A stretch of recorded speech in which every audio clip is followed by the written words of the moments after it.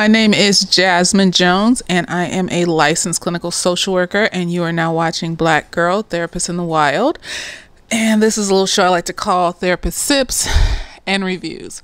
And today we are reviewing Abbott Elementary Season 2, Episode 2, Wrong Delivery. And we are sipping on root beer and vodka, yes. For those new here, the alcohol doesn't change because I don't like to drink. So it's always probably going to be vodka.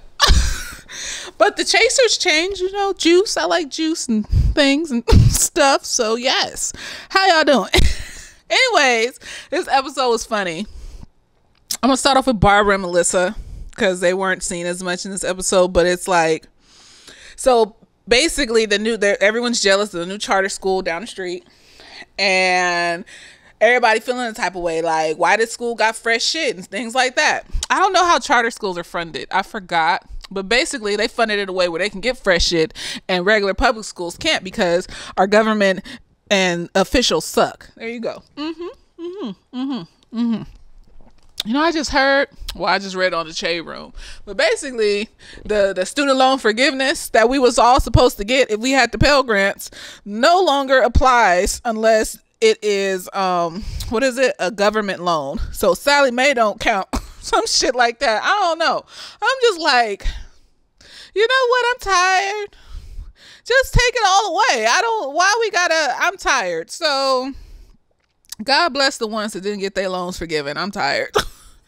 Anyways, so this episode is about the new charter school down the street and how everybody wants to be at the new charter school, how new charter school got the computer room and all that other stuff. And apparently a package gets delivered to Abbott and it belongs to the charter school down the street.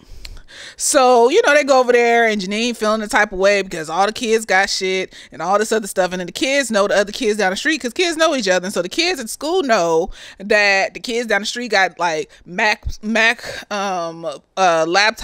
desktop computers and shit like that. And they just like, why can't we have the magic things? And, you know, why is our school full of rats and things? So anyways, Melissa and Barbara, you know, they start to talk, like all the teachers start to talk about what to do with the money.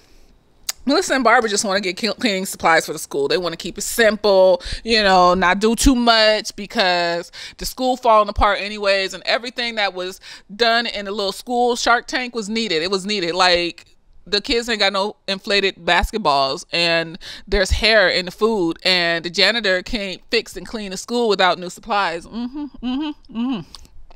They can only pick one thing. So anyways, Barbara over here, she has this quirk where she just does not know the difference between black and white actors and thinks that most of the white actors are black and most of the black actors are white, as we saw at the end when she brought up Michael B. Jordan and said he was so amazing in Back to the Future. And I'm just like, girl. But I thought it was cute. I thought it was a cute little quirky thing. And then Melissa, apparently her sister works at the school down the street. And that was her sister that was looking at her all stank face when it was walking in the hall. And I was like, okay, so we get a little background on Melissa. She got a sister, work down the street. Let's see how that goes. That's interesting. And so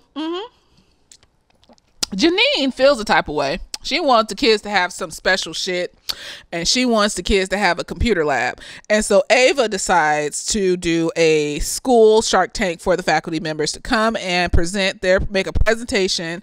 Don't put your face in my drink. Don't do that. Want to have I don't do that. This is not the type of household, y'all. She knows better. Okay? This is not, we don't put the animals in the food over here. So don't come for me. So anyways, y'all gonna be like, oh, look at how she pushed the cat away. This little girl over here is rough. We be playing the skippity pap game. How we play? So we play and then she started, there we go.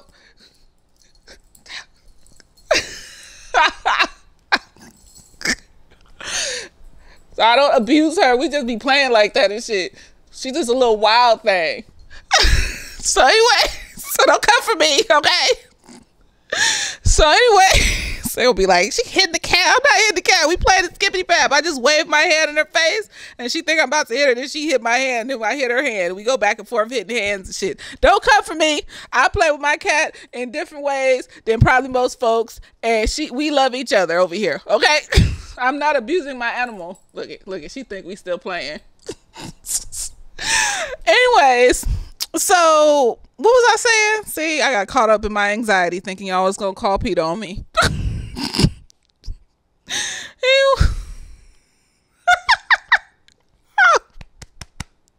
Janine wants everything for the schools. You want the computer lab and all the other magical things for the children to have and be amazing and all this other stuff. And, so Ava comes up with this idea to do like a school-based Shark Tank for the faculty members. And so they all in the library, and Ava and Mr. Johnson, and that little girl with the attitude that's really smart. They're gonna be the judges. So the faculty come through, and it's just like they're like, it's shit. That's all. Everything is needed. It's not even like a game. Everything that came through the Shark Tank was needed. And it's sad that they have to pick one thing. And then as they're doing the Shark Tank and Janine wins and the school is about to get computers, there's a bunch of rats in the cafeteria and shit. And Janine just has this whole meltdown. She's just talking about, I just wanted nice things for the school and the kids to have something special so they can feel special. And I really feel like she is talking about herself. The school represents her own emotions about herself, about wanting to feel special and wanted and all this other shit. And I'm just like, I think she really cares about school. I literally don't think she has any other hobbies. Like Barbara over here got sea Barbara and land Barbara because she like going on cruises, Melissa over here, and I called her Stephanie the whole most of the last video. I don't care. Melissa over here, she got like the guy that she was dating, the vending machine guy. She got shit outside of the school. Like I really feel like Janine has no life outside of who she can help or fix. And I just want her to go to therapy. Just go to therapy, honey. But anyways, they end up one of the cafeteria workers thought that they was just giving out free money, so he went in there with his idea for his water ice. Is that what they call it in Philadelphia? Water ice? I call it an icy, like a snow cone, some shit. Like I didn't know. See, we learning Philadelphia AAVE, because that is African American slang. I'm not about to sit up here and pretend like it's just general slang for the people. No, I'm sure that's AAVE, and I love it. I love how we're learning the different AAVE slangs from this state. Lord, is Philadelphia a city or girl? It's the alcohol. You gonna go come for me? I'm drunk. This place with the black people. Yes, learning the things from this place with the black people. So anyways, she's over here so they got the ice, the water ice, and the kids are loving it. They only got it for a day because she paid him $350 that was left over after they got the exterminator to get the mice out. Janine is such a positive person. She's just so trying to keep everything. She was trying to make a positive spin on the mice in the school, and the little kids was like ragging on her about it, like, that's nasty. There's mice in our school. It's a mouse house. She was just like, I just wanted the kids to feel special and feel wanted and feel loved and blah, blah. And I was just like, girl, you are talking about yourself because you are getting really emotional. And it's like everyone else is just figuring it out and you're getting like really emotional. And I'm just like, sometimes we project our own feelings onto someone or something else so that we don't have to take responsibility for our own emotions. And so like we will say someone else is going through something or they're doing something when really it's us that's going through the thing and we're doing the thing and da da da da. So I think that's what Janine is doing here. not to say that she doesn't care about the school, but I feel like she just puts too much of herself into it, where she doesn't have a individualistic personality. She doesn't know who the fuck she is, basically, outside of the people that she's been pleasing and helping and all this other stuff. And I'm just, it's sad. It's sad. And I hope that she can figure it out and, be happy. The school ain't everything, girl. You need to have a life of your own. But I think it is important to help the kids. I'm not trying to take away from helping the kids. I'm just saying the amount of emotion that she had that nobody else had, like, they have it, but they know, like, they still gonna have to just try to do their best. She over here just like, I just want the children to have the things and be special and be true.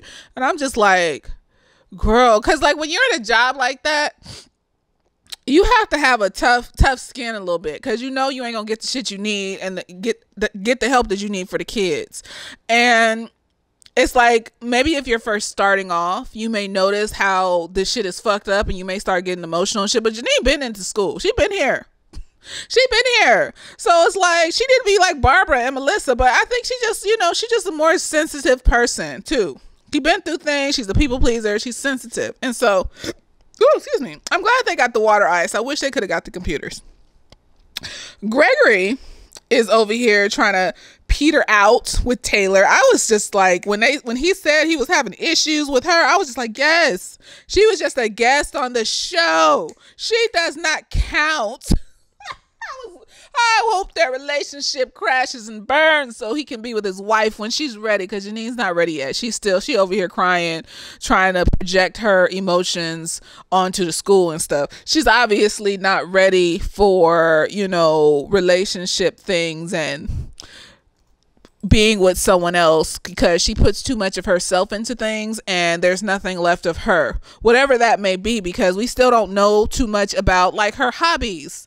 What else makes her happy? What does she like to do for fun and all this other stuff?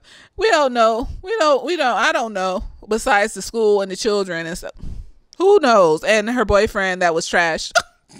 But Gregory's over here trying to peter out. And I'm just like, is peter out? Is that, I've heard white people say that. Is that like how they say ghosting in Philadelphia? I'm just like, peter out. I'm thinking that's how y'all tell me. Is that how they say ghosting it over there? Because I've never heard black people say peter out. That's all I'm saying. But basically, him and Mr. Johnson and Jacob are telling him that he needs to ghost Taylor. And he's just like, I don't know if, and this is why, see, man, you need to have people surrounding you that are going to give you like wholesome, decent advice, because the thing is that ghosting doesn't do anything. It's better to just break up and rip the Band-Aid off so people can move along. When you ghost, those thoughts and feelings linger in the person that you ghosted, and now they're all fucked up emotionally, not knowing why you left or disappeared. But if you just tell them, then, a lot of women, especially because this tends to happen to women, a lot of women, well, we work on ourselves for the most part. A good portion of us do. Now, there are the outliers that, probably will slash a tire, break a window, things like that. But for the most part, if you notice that this person deals with things that are conflictual to them in a pretty decent way, they may go to therapy, they may meditate, do yoga, they do things to kind of work through their stuff, then most likely if you tell them something like this, they're not just going to slash a tire or break a window. Usually if they're going to do that, would you tell them something, then they would have probably done that already or told you stories jokingly about how they've done that, And so I just feel like don't give your friends advice like that, like if they're with somebody and just ghost. But at the same time too, I'm not necessarily against ghosting. So it's kind of like a double-edged sword. It's like I wouldn't necessarily tell somebody to just disappear on somebody else. I would encourage them to at least say like, hey, I don't think this is working out, unless you're just starting to date. So I could see in this situation. So let me go back, because that's how my brain works. I have to rethink about the situation sometimes. In this situation, he hasn't been dating her for that long. Maybe the summer, since, they met before school ended. So maybe over the summer they were dating. They haven't been dating for that long. They don't know each other like that. So stepping back, yes, it may hurt the other person's feelings, but eventually they'll get over that shit because y'all wasn't together. Now, if y'all was together for 8 years and married and shit like that, and he just disappeared out of nowhere, y'all had kids and shit, like, what the But y'all don't know each other like that. So I don't necessarily think that it's such a bad thing to ghost. But at the same time, I also think that you have to be cautious of ghosting, because ghosting, you don't know how someone's going to react to being abandoned. Because even though because y'all are strangers, it's not abandonment, but it can react in another person as if it were abandonment. So the emotions that they feel and things like that come up from you ghosting can feel like they've been abandoned. And then that just adds to the trauma that they've experienced over their life. And, they just constantly internalize that and think there's something wrong with them. And then, and this is from multiple clients, myself, and other things like that. So I just don't agree with adding to other people's issues. Is what I'm trying to say. I don't agree with adding to other people's issues, and I feel like 3 months is at least a long enough time to at least tell her, hey, because at that point you start to build up emotions and feelings for a person.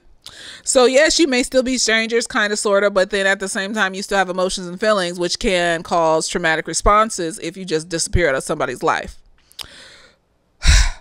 So all in all, I say all that to say, ghosting isn't necessarily bad if you've been talking to somebody for like a few weeks or something. But if you've been talking to somebody for like a few months, almost a year, and they've grown emotions for you, you're going to cause sometimes irreparable damage to their emotional stability. And sometimes it's better to just rip the Band-Aid off and say you're not interested.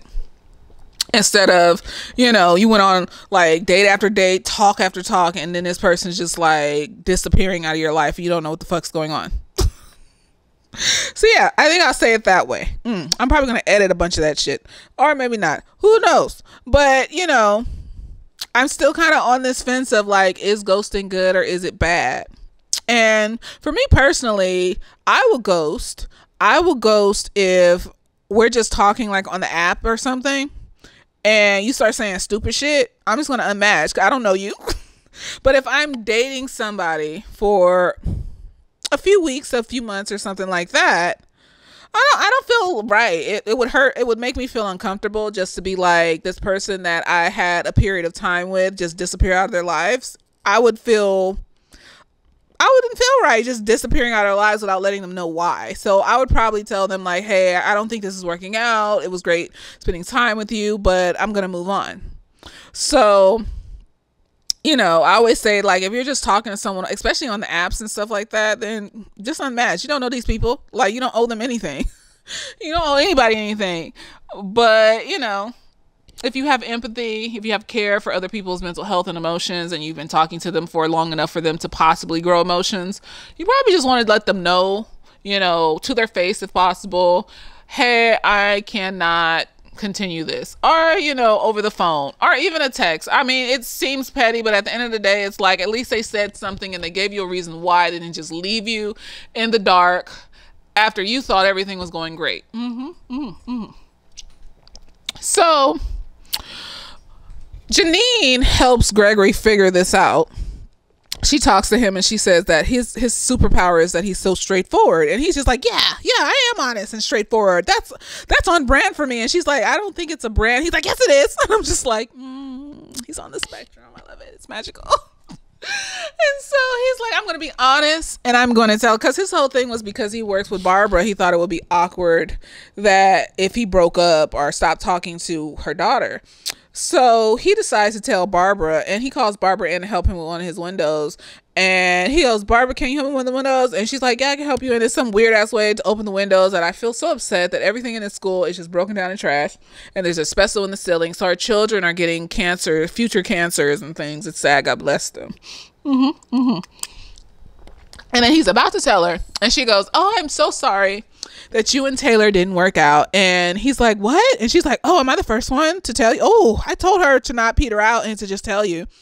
And he goes, well, why? What did she say? And basically she called him a broke boy. Well, I mean, I think she makes decent money, and he is an underpaid teacher, and it's sad. It's sad. Not to say that he can't work his way up the ladder to becoming a dean, a principal, things like that. And so, he has a career. It's just people don't treat people in his career properly. And so he's not going to get the fundages that he deserves because people don't treat people in his career properly because his world is trash. And so that's not right. And so I felt bad for Gregory, but I didn't because their relationship should have ended anyways. They don't belong together. I don't care. So Gregory's just like sad and mopey while everybody's getting their water ice. And, Janine is like talking to Jacob, and Jacob's like, I don't know. Or Jacob's like, well, you haven't heard. And so Jacob is creating himself to be a gossip. So he's the school gossip as well as the magical white boy, the magical white guy. And he basically tells Janine, well, you didn't hear it from me. Oh my gosh, he's such a gossip. And he tells Janine that Taylor and him broke up, yes, because they should. And then Janine goes and gets him a pina colada water ice. And, he's like, thanks, Janine. She's like, thank you. You're welcome. And then they're so cute and magical. And, Janine, hurry up and heal yourself. She's not ready. No, I don't care. Until she says the words, I've been in 3 months worth of therapy. Because that's a start. I've been in at least 3 months worth of therapy, at least twice a week or once a week. Then it's just like, well, what the fuck what's the point? Like, I don't want her to get with him until she loves herself. That's what I'm saying. But she need to hurry the fuck up and love herself so we can have these seasons where they're dating and getting to know each other, and it's magical and cute and wonderful. And Ava needs to stop sexually harassing Gregory because it's uncomfortable, and you can tell he's uncomfortable. And people don't allow men to express their feelings around abuse, sexual assault, sexual harassment, because they feel the exact same feelings that women feel when that happens. But because we tell them to shut the fuck up, it wasn't a big deal, you shouldn't be, it's a joke, they repress that shit. And that shit turns into anger and fuckboy behavior.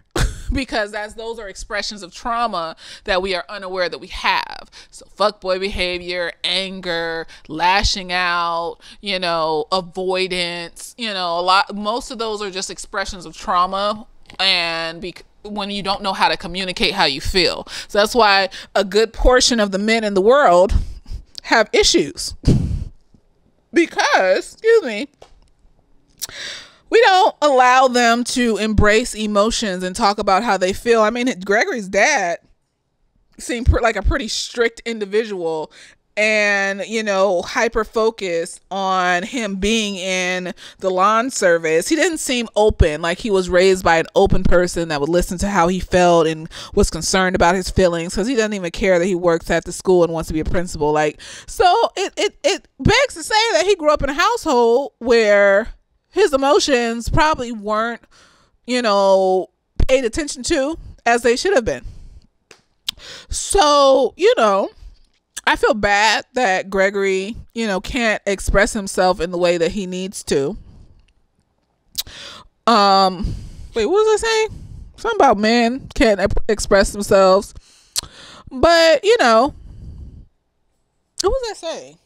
But anyways, it's like Janine's not going to be viable in a relationship until she works on herself. And the thing is that if you work on yourself and you end up with a decent person, what happens is that decent person spends most of their time taking care of you, and you never really learn how to cope or grow, unless that decent person puts up boundaries and says, you need to go to therapy and work on this shit because I can't be your therapist. And then it's up to that person to decide, do they want this relationship or do they want to be single and all screwy and stuff because they haven't been working on their mental health and now they're alone. So yeah, I don't think Janine should just be with Gregory. I think she needs to learn how to love herself first so that she can embrace being loved. You know, how do we know she knows how to be loved and things like that? When you're a people pleaser, you don't think about yourself. Like, she couldn't even pay her bills for 3 months because most of the energy that she had to pay bills was to take care of that man. And so since that man is gone, it's like, why take care of myself? Why not just languish in this horribleness that I'm feeling? And I don't even know how to. Summer probably sucked for Janine because her top tier thing is other people. Her validation comes from other people. She doesn't know herself, and I just feel so bad for her that she doesn't know herself. But I hope to see an evolution over, the season where we see her start to embrace who she is, start to get hobbies outside of the school. Talk about more things that she had one friend that came to be an art teacher or a singing, whatever she was. She was an art teacher. And that bitch was taking advantage of her, and all the teachers were looking at her like, Janine, why is this your friend? And Janine was just like, well, we've been friends for so long. And then she tried to mess up Melissa's thing and shit that she does every single year and try to like, Columbus it or whatever. I don't think you can Columbus something if you're a person of color, though. Well, you know what I mean? She tried to take it over. And so she came in and tried to take over her shit. It was like that bunny rabbit thing or some shit. And, that's when Janine had to put her foot down. Like, no, you can't do this. But you see the quality of friends that she has even is just like, when you go through a specific trauma, what happens is that if you don't heal from that trauma, it's not that manipulative people are drawn to you. You don't have anything special to draw them to you. It's just that they try everybody. And then when they come across that person that is vulnerable and people pleasing, they stick to them, so everybody else is covered in Vaseline, so they just slide off. But the person that is vulnerable and, people pleasing is covered in sticky tape and they just attach themselves and seal themselves to them. And so you start to find out that you have multiple friendships and multiple romantic relationships and things like that, and multiple coworkers that are treating you in manipulative and messed up ways, because there's a lot of people with unresolved trauma and issue in this world that are trying to attach themselves to other people so they don't have to deal with their issues. And so, yeah, and it becomes upsetting because you start to think it's your fault. There's something wrong with you. You just draw in these toxic people. No, you just don't set boundaries when they try you. Because they try everybody, and once you start to learn how to set boundaries, then, it stops. But like I'm saying, like, where is Janine's friends outside of school? Because she carpools with Jacob, but it's like Jacob's a teacher in the school and Jacob's attached to the school. She needs friends out. She needs a life outside the school. Like, look at Barbara. She has C. Barbara and Land Barbara. I want to see C. Barbara. I want a whole episode on C. Barbara because that was amazing that she's C. Barbara. I want to see Cheryl Lee Ralph get jiggy with it on the ocean. But yeah. Anyways, so they didn't end up getting computers. That's sad. And I hope that something pulls through. This isn't a real school. So I don't care. I wouldn't be upset if a miracle fantasy thing happens that doesn't tend to happen, where they end up just getting a whole bunch of money just because. I'd be upset about that. And they end up at the end of the season, rebuilding the school over the summer so that everything is put together right the way it needs to be. And then they come back. But then it's like, is that part of the plot, that the school is falling apart and that the teachers are trying to figure out what to do? But it's like, can that be a part of the plot forever though? It's kind of like, at some point you just kind of want to see, because it seeps through the comedy. Because at some point it's just like, okay, this is sad. These kids are in a school full of rats. They don't have computers. Like, they, I don't know. If it can't happen in real life, why can't it happen on a show? You know what I mean? Like, if they can't be rebuilding schools and changing shit and helping the people and stuff, why can't it happen at the very least on the television? You know what I mean? So that's what I want to see at the end of the semester, the season, the school year. As I like to think of it that way instead of thinking at the end of the season. I don't know. What do y'all think? Like, what do you want to see at the end of the season? And then do you think that, Janine and Gregory will kindle something this season, or you think they're just going to wait and drag it out? Do you think Janine will go to therapy? I want to see her go to therapy. Do you think I'm like Brandon. What is her name? Barbara. Will figure out who is black and who is white in the land of the famous people. Will we get to know Melissa's sister a little bit more? Will Jacob get cussed out for gossiping and telling people secrets? Because I feel in my spirit as he should. Will Gregory...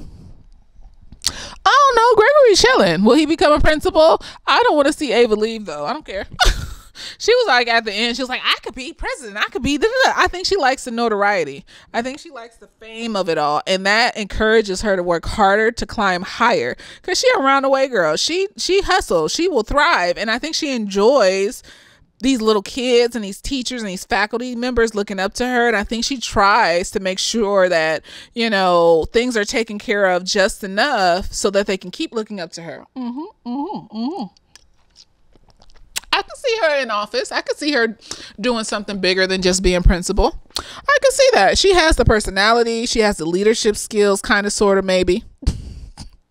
She has leadership skills. It's just that sometimes she just be joking too much. It's like she be telling you what to do, but then go throw in like, yeah, I'm gonna be on my Instagrams, like my followers. Like, so that's what you're doing in the office on your break, Abe? Okay, girl, that's your personal private time. It's none of my business. So I want to see like where Ava goes, how she thrives. And yes, it would be nice if Gregory was a principal and doing all this, but I mean, like, do elementary schools have deans? He could be a dean. He could be like a school-based therapist. He could be a counselor. He could do other shit. That doesn't mean he has to be the principal just so he can stay on the show. I don't know. Who else? Do you think Mr. Johnson will figure out a way to keep the school clean, or does he even care enough to keep the school clean? I think he cares. I just think he doesn't have the right supplies. Like I said, everyone that presented for the school Shark Tank, all of that shit was needed. I was just looking like, when the lunch lady said there's hair in the food, Ava was just like, well, that has nothing to do with me or making me happy, so I don't know, because she doesn't eat the cafeteria food, so why should it matter? Like, she's, you know. So then there's like those moments with Ava, and you're just like, so how much do you really care about these kids, Ava? I think that, you know, she cares. She just has to like be guilt tripped into it. So like when Janine was crying and looking sad and stuff, Ava was just like, oh no, don't cry. No, wait. I can get the ice cream man, the ice water man to do the thing for a day. Then the kids will be happy for a day. You know, she tries to make everyone happy with as best she can, is what I'm seeing here. But most of the time she just focused on herself until shit is brought to her attention, and then she's like, oh, I have to make everyone happy. I just need her to stop sexually harassing Gregory. Oh, that's what I was talking about. See, let's come back to it. She keeps sexually harassing that nigga. And like I said, men respond in the same way. It's the same feeling inside. Trauma hits the same parts of the brain and shit for everybody. And so men experience that shit too. It just comes out as, I want to break things, I want to hurt people, I want to feel sad and miserable and be a sad boy fuck boy and manipulate people. And I feel like, you know, the only way to be loved is to manipulate other people and shit. Those are all trauma responses. That's why when I encounter a fuck boy, I'm just like, that's sad. You can't be consistent. Something must have happened to you. I'm gonna move on now. Because I don't have the energy to have that in my personal life. When you're not actively working on it, I'm not going to be working on it for you, honey bunches. No, honey bunches of oats. No. So when I watch that and I look at Gregory's face and see him uncomfortable, I'm just like, that's not okay. Like, Ava's funny and shit, but like, that's not okay. It's like, I start to envision myself in the moments I've been harassed, like sexually harassed and stuff, like whether it's in the workplace or on the streets and things like that. And it's so borderline that if you say anything, it's just going to be like, well, I was just joking, or I didn't mean it that way, or she's too sensitive. And I'm just like, I start to feel like heavy empathy for Gregory. And I'm just like, even though it's framed in a funny way, it feels highly uncomfortable because of his facial expression. It feels like you want to laugh, but it's like, he just looks so uncomfortable, just like, and then it's like, it holds for a few seconds on his face. And it's not like it goes to his face and then goes away. It like holds for it. Like, he's like, Like, he just looks uncomfortable. I don't like that. So, like, I like Ava, but she needs to stop doing that shit. That's not cute. Like, you don't just sexually harass people. That's not, we don't do that. Like, so that's all I can say. Like, cause she talks shit and, you know, whatever. And I'm just like, whatever about her talking shit. But like, you can't just be like in the first episode where she had her bikini pictures from the summer up on the screen. And she was like, oops. And then Gregory wasn't paying attention. And then she was like, Gregory. And he looks up and she's like, oops. And he's just like, what the fuck? Like, I'm tired of Ava sexually harassing Gregory. That's all I'm saying. That's, if I could say the one thing I don't like about the show is that she does that. What do y'all think about that? Is like, I know as black folks, we like to make comedy out of shit, like to get by, you know, but it's just like, we don't have to create our own traumas and shit. Like, we don't have to create our own traumas and then laugh at it. Like, that's not okay. I mean, he probably, you know, he looks like he, you know, once it's over, he moves past it and he's living his life or whatever. But it's just like, every time it happens, those types of things build up like microaggressions, and you start to feel uncomfortable because you're being ogled and there's things being said to you, and it just feels uncomfortable over time. And you don't know, it feels like your body's not your own because other people keep, you know, feeling like they can make comments on you or touch you or be in your space. It feels like your body and your person doesn't belong to you anymore. And it's a highly uncomfortable feeling. That's why I can't laugh at that shit. I'm just like, I need you to stop, Ava. That's not cute. That's not funny. But I mean, like, I guess if the world finds it funny, whatever, it's probably going to keep happening. And I'm just going to be like, that's sad. I'm sorry, Gregory, that you have to experience that. But yeah, I don't know. What do y'all think about that? But anyways, that was episode 2. What is it? Wrong delivery or something? And it was funny. I liked it. It was cute. And I love that Barbara got them people's names. But they just had to decipher who she was talking about. I was just like, yo, what are you talking about? like, but she's not into technology. And it reminds me of my teachers when I was younger who are older. God bless them. Some of them probably dead by now. I don't know. God bless them. But who are older and just didn't know, you know, like technology and didn't know what was going on. That's why, like, I try to just keep up to date on what's happening in the world on technology. That's why I'm into technology and stuff like that, because I'm not about to be one of these like 60, 70, 80-year-olds sitting up here, don't know what this new tech is, don't know what I'm doing and all this other stuff, asking people questions and shit. I'm not about to be that. I'm not about to be the one, you know, as long as I know how to look some shit up and learn about it, that's what I'm going to do. Cause I'm not about to be sitting up here just not knowing shit. That bothers me.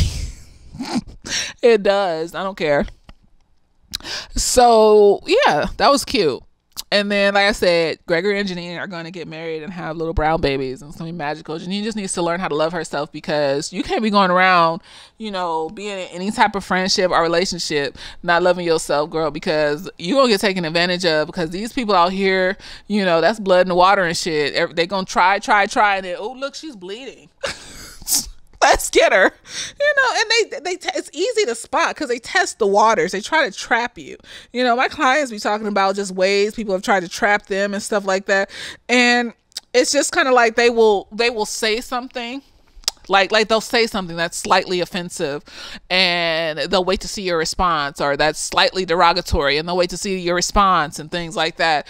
And if you laugh it off, then they're going to try again later, and then it's going to get worse and worse. And as you keep laughing it off, that's when they're going to call you a bitch and a hoe, and you need to be doing this, and this for me, and you ain't shit, and that's why nobody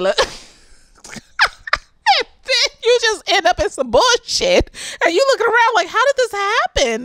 They were so nice to me most of the time. Understand this. People can be really nice people, really nice, genuine people, but have major deficits. They may have avoidance issues. They may have issues with commitment. They may have communication issues. And then what'll happen is when you confront them about those issues, they will gaslight you around those issues and be like, I don't know what you're talking about. It's just, and then that's when they become horrible people. Cause it's like, yeah, you nice up until someone confronts you about your bullshit, and then you're an asshole. No, I'm not gonna. You ain't as bad as a narcissist, but that's not okay. And so, just look out for those people. Those are the people with the deficits. Every great broken. Great broken. And it's like, if you got a mouthful of teeth and you got fine broken, that's not a healthy mouthful of teeth, honey. That's all I'm saying. So, yeah. Just be cautious of the people that you bring around you, because people will show you signs, and what'll happen is we will be in denial, and the next thing you know, you look up, it's 50 years later, this person, you were in an abusive relationship and don't know how the fuck you got in this motherfucking. No, that's not gonna happen to me. I'm not about that. No. Wasting time. This life is short. You spending decades in an abusive relationship, and this life is, you could be traveling the world. You know what I mean? I don't care how much it hurts. Get it together so that you can start your life, because you're starting from your life at the end of this relationship. So as soon as you get out of it, then you can start over and find someone that treats you like a queen, king, or a royal person. You know what I mean? So you need to get out of that. Janine needed to get out of that relationship. That was not for her, is what I'm saying. And so, just be aware of your shortcomings and your vulnerabilities, and just have boundaries around it. Because the thing is that it's not that Janine shouldn't care about people or do nice things for people. It's that she shouldn't let it consume her if there's nothing she can do about it.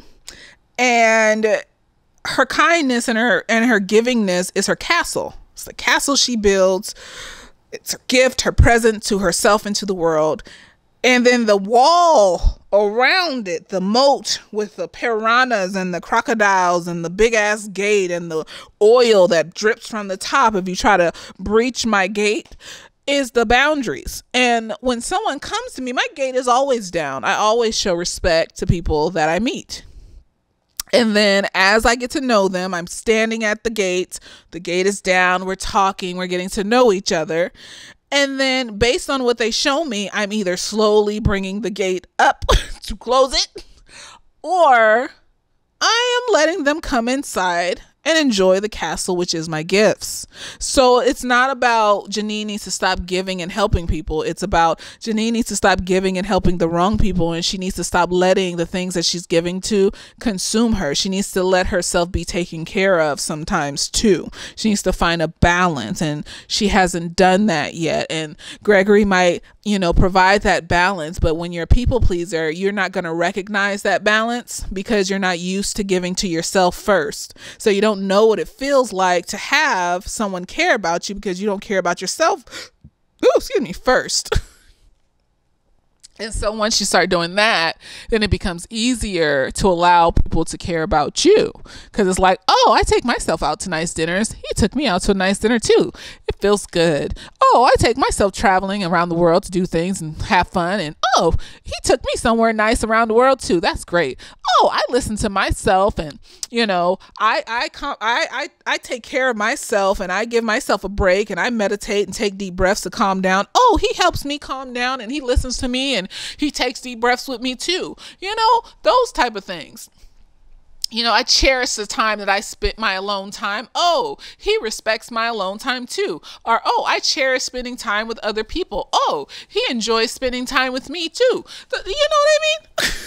So we want to surround ourselves with people who give us what we give ourselves. And if we don't give ourselves much, we're not going to expect much from other people. And then we're going to think that's normal because that's what we're used to giving ourselves, and that's what we're used to being given by other people. Break the normality of that, because that's not normal. That's just what the people that are manipulative want you to believe, because they want to keep you trapped in their circle of manipulation so that, they can continue to keep you close to them, because that is the only way they feel they can be loved, is by manipulating people into loving them. That's what I'm talking about. I was talking with a client today about that Jeffrey Dahmer show, and I was just like, he's an extreme example of In order for me to feel love, I need to control the people in my life. Extreme example of that, but very poignant one, because it's like that's how far the spectrum goes when it comes to the manipulation spectrum. So you got like maybe like hurt people over here that, like, you know, they may avoid, and they're nice, but they have communication skills, and if you try to confront them, they'll try to manipulate you and things. Then you have the fuck boys. They don't give a fuck. They just want what they want from you. They don't see you as a person. They don't care. They just want to fuck. They just want you to mommy them, whatever. They're not going to abuse you or anything. They're just not going to be committed to you, and they're going to hurt your feelings when you try to commit to them. You know, then you may have like the physical abusers and the emotional abusers over here. And they're not narcissists or anything like that. Sometimes they're not. Sometimes it's just that they are so caught up in their own pain that they need a huge jolt. Maybe everyone abandoning them, or, you know, losing their job. Something has to happen that's pretty big for them to realize that I don't like this. Why is no one around me? And then they might just go to therapy, because I have clients like that were abusive or harmful to other people. And then as the things unfold, it's just they were lashing out because of their own pain. And as soon as they work on their own pain, then things become better in their life, and they start surrounding themselves by people that love them and care about them. Then you got like the narcissists and stuff up in here, and they're not necessarily like gonna kill you or anything like that necessarily, but they will emotionally abuse you, and they will always constantly be thinking of themselves, and that is a personality trait that they have, and it'll never go away. Then you got like the sociopaths and shit like that. They don't feel anything. And so the only way that they can feel is by initiating an adrenaline rush. And then usually the adrenaline rush comes from doing harmful things to people or others, or some kind of sexual deviancy or things like that. So that's the only way they feel emotions, you know, towards, or not towards anything. That's the only way they feel things inside of them.